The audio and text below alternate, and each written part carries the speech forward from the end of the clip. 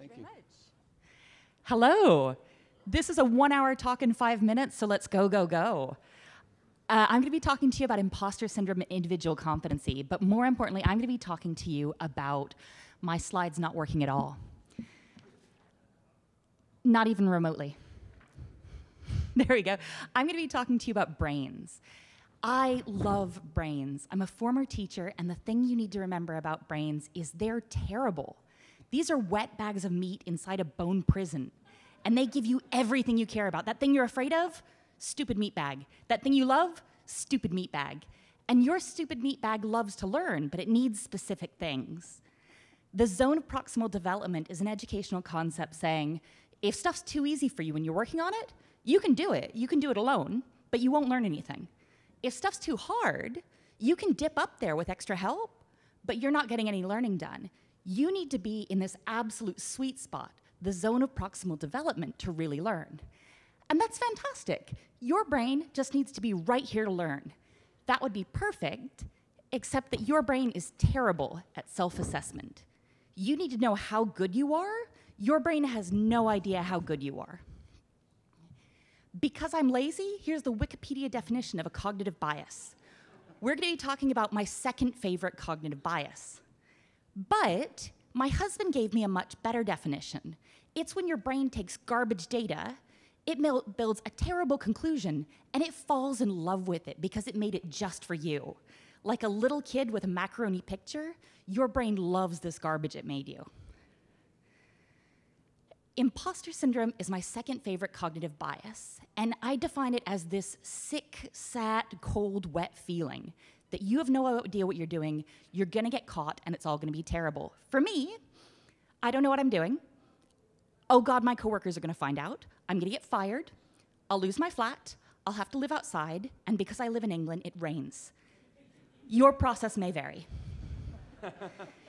What does imposter syndrome do? Imes and Clance back in 1978 studied high-achieving women and coined the term, and they found that imposter syndrome gave people feelings of inadequacy. And that's kind of in the definition. We're fine with that. Also, you would avoid displays of target skills. And they found that people who suffered from it would use social skills to get around that. And they would actually work harder in response to imposter syndrome. Who's impacted by imposter syndrome? Your options here are to raise your hands or yell in 1, 2... Everybody quickly look around at who does not have their hands up. This is great in 2 minutes. Of course, all of you who did this are like, Jess, fix it. How do I fix it? I want to be able to fix imposter syndrome for other people. You're nice people. You want to fix it for other people first, right? There's somebody right here who's like, no. The first thing I would warn you is never tell anyone they have imposter syndrome. This is so dangerous. They can be telling you, I have a serious problem, there's a work culture fit, people are ignoring me, a real skills gap. If you come up and say, oh, that's just imposter syndrome, I am not responsible for your murder. Do give positive and meaningful feedback whenever you can. Who here complains about something when it goes bad on an open source project? There's no documentation. Y'all are lying or super nice. Who here says something really nice when stuff works perfectly? Oh, maybe y'all are just really nice.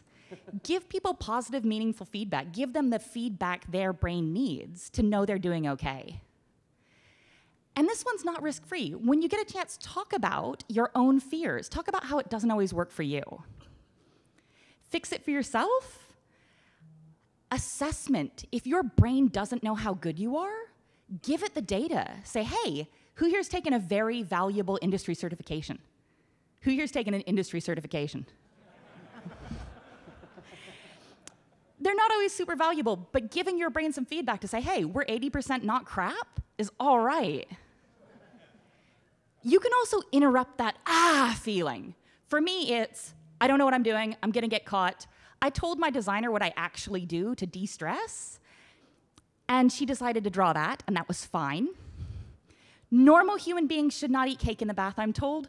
I'm told people play video games, read a book, go running. Do the thing that interrupts that horrible cycle of imposter syndrome. You can't debug your brain, but you can give yourself the space and the forgiveness to walk away and say, this is terrible, but it's just a buggy error message. I'm fine. Everything's okay. Thank you very much.